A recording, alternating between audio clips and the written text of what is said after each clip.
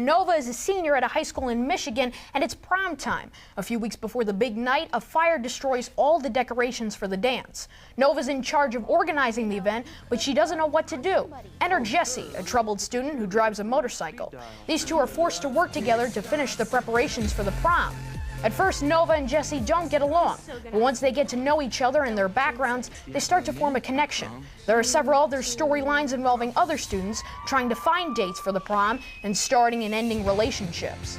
Now, Jackson, I got to ask you, this sounds pretty basic. Is this something that should maybe be on the Disney Channel instead of a movie or not? Well, the plot is pretty simple, but there are several groups of characters and all their stories are intertwined. But what makes this film enjoyable are the characters who are both likable and interesting. And the performances are solid, especially by the two leads. Okay, and just to sort of straighten this out, it's not a musical, not a comedy, but it is Disney. Right. We know what Disney likes to do. Right. Who's the appropriate audience? I think teenage girls for sure. I think guys and dads may like it as well. They have to bring kids to the movie. It's rated PG, but definitely not for the little girls who are expecting Zac Efron and musical numbers. The tone of the film is much more serious than I was expecting. Okay, rated PG, but what's your grade? On the Official Kid Quick report card, Prom gets a B. Overall, a pleasant surprise. All right, and we want to talk about another film now. The other family film this week is Hoodwinked 2, Hood versus Evil. Love the title. That's right. It's the sequel of a film that I know you liked a lot. Absolutely, and all the great characters from the original are back.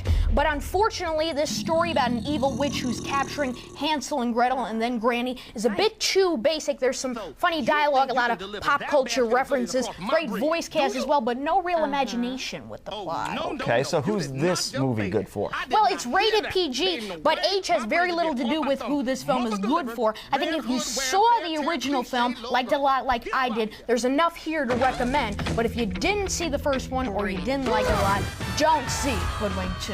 Okay, looks fun, but what grade do you give it? On the Official Kid Quick report card, Hoodwinked 2, Hood versus Evil gets a C+.